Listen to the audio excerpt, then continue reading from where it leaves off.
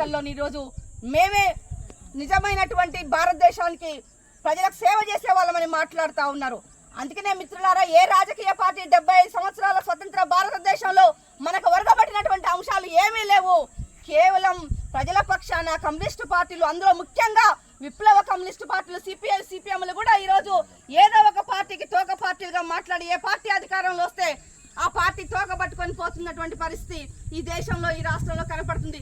కేవలం నిజాయితీగా, నిక్కచ్చిగా పేద ప్రజల కోసమే మాట్లాడుతున్నటువంటి పార్టీ, అనేక త్యాగాలు చేస్తున్నటువంటి పార్టీ ఈ దేశంలో, ఈ రాష్ట్రంలో గత 40 సంవత్సరాలుగా పోరాటాలకు, త్యాగాలకు కొదవలైనటువంటి పార్టీగా కేవలం సిపిఐఎంఎల్ న్యూ డెమోక్రసీ పార్టీ ఉంది.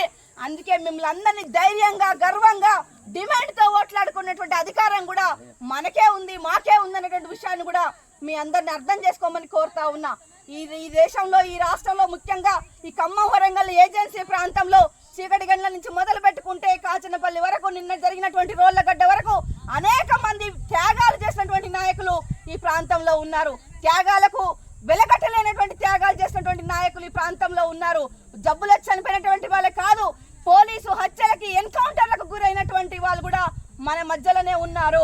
ఇదే గ్రామంలో మీరు చూసుకుంటే కాంచనపల్లి అమరవీరులు పరశురామన్న, రామరాజన్న, సుసేనక్క, చింతాలక్ష్మక్క, కోటన్న, బాటన్న, ఎల్లన్న, లింగన్న, పాషన్న, ఇట్లా మనం మాట్లాడుకుంటూ పోతే వందలాది అమరవీరులు ఈ ప్రాంతంలో మన కోసం, పోడు భూముల కోసం, పేదవాళ్ళ కోసం, వాళ్ళ హక్కుల కోసం కొట్లాడి, నిలబడి మాట్లాడినటువంటి వాళ్ళు ఈరోజు పోటీలో ఉన్నటువంటి విషయాన్ని మిమ్మల్ని అర్థం చేసుకోమని కోరుతా ఉన్నాము.